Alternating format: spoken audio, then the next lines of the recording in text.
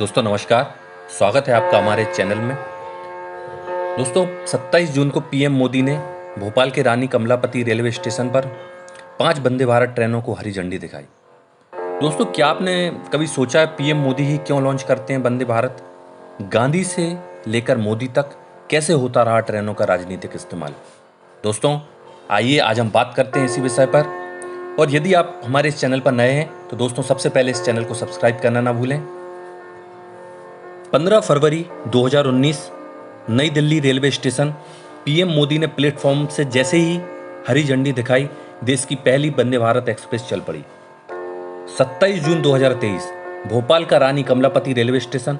PM Modi ने एक साथ 5 वंदे भारत ट्रेन को लॉन्च किया और देश में कुल वंदे भारत एक्सप्रेस की संख्या 23 हो गई। पिछले 2 महीने में ये मध्य प्रदेश की तीसरी वंदे भारत एक्सप्रेस है।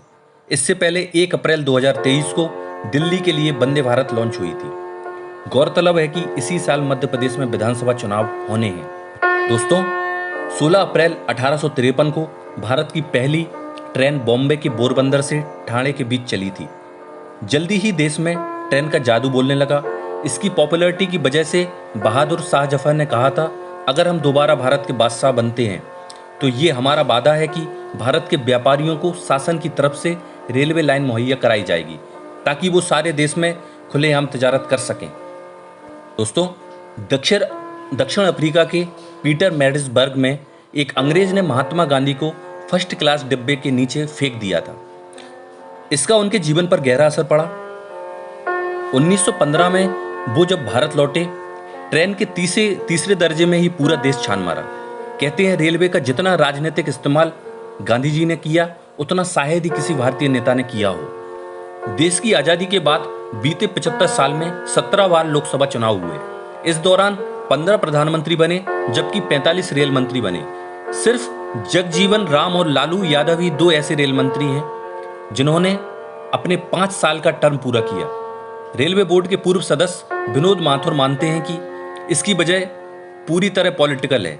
माथुर का कहना है कि गठबंधन की सरकार बनाने के लिए अक्सर छोटी पार्टियों को रेलवे मिनिस्ट्री ऑफर की जाती है। ऐसा इसलिए क्योंकि ये आम लोगों से जुड़ा विभाग होता है। छोटी पार्टियों के नेता लोक लुभावन रेलवे योजनाओं के जरिए अपनी पकड़ मजबूत करना चाहते हैं। 1981 में रेलवे बोर्ड के जॉइंट डायरेक्टर रहे JL सिंह कहते हैं कि हर मंत्री अपने क्षेत्र के लिए रेलवे फैक्ट्री, रेलवे लाइन और ट्रेन चलाने की कोशिश करते हैं। उन्होंने कहा कि एक बार अपने पद पर रहते हुए उन्होंने सरकार से 3 रेलवे मेंटेनेंस वर्कशॉप बनाने की अपील की। देश के पूर्व, पश्चिम और दक्षिणी हिस्से में इसके लिए शहर चुनने का सुझाव दिया गया। हालांकि रेलवे बोर्ड के अधिकारियों ने तब राष्ट्रपति नीलम संजीव रेड्डी को खुश करने के लिए तिरुपति में एक वर्कशॉप खोलने का फैसला किया। यह एक राजनीतिक फैसला था लेकिन टेक्निकली पूरी तरह से खराब फैसला था। 1988 में कांग्रेस सरकार ने पूर्व प्रधानमंत्री जवाहरलाल नेहरू की 100वीं जन्मतिथि पर शताब्दी ट्रेन चलाने की घोषणा की थी।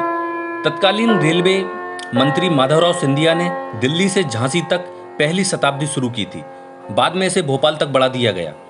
दोस्तों 1996 में उस वक्त के रेल मंत्री रामविलास पासवान ने विशाल ईस्टर्न रेलवे और नॉर्थ ईस्टर्न रेलवे के कुछ हिस्सों को अलग करके एक नया railway zone east central railway बनाया।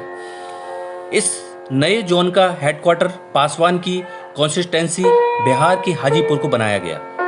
एक बार तत्कालीन rail minister Mamata Banerjee rail budget पेश कर रही थी। विपक्ष ने हंगामा खड़ा किया कि ज्यादातर नई ट्रेनें पश्चिम बंगाल के लिए लॉन्च हो रही हैं। ममता ने गुस्से में कहा, बंगाल से दूसरे राज्य ही तो जा रही हैं, क्या ये उन राज्य के लोगों के लिए ट्रेन नहीं है? दोस्तों ट्रेन से आम लोगों का ऐसा जुड़ाव है कि अगर किसी नेता के प्रयास से छोटे स्टेशन पर कुछ सेकंड के लिए ट्रेन रुकती है तो लोग उस नेता को लंबे समय तक याद रखते हैं। यही वजह है कि नई ट्रेनें शुरू करने के साथ साथ ट्रेनों के स्टॉपेज बढ़ाने की भी बहुत ज़्यादा मांग होती है। वंदे भारत एक्सप्रेस स्वदेशी ट्रेन है। इसकी डिजाइन यूनिक है। 2 शहरों के बीच कम समय में सफर तय करती है। तमाम आधुनिक सुविधाओं से लैस है। धीरे धीरे पूरे देश में फैल रही है। इससे लोगों की जिंदगी आसान हो रही है। जानकार मानते हैं कि इसी वजह से पीएम मोदी खुद वंदे भारत ट्रेन को हरी झंडी दिखा रहे हैं ताकि लोग जब भी वंदे भारत देखें या उसमें सफर करें तो पीएम मोदी से जुड़ाव महसूस करें। दोस्तों ऐसी ही देश दुनिया की जानकारियों के लिए हमारे साथ जुड़े रहिए। नमस्कार, धन्यवाद और इस चैनल को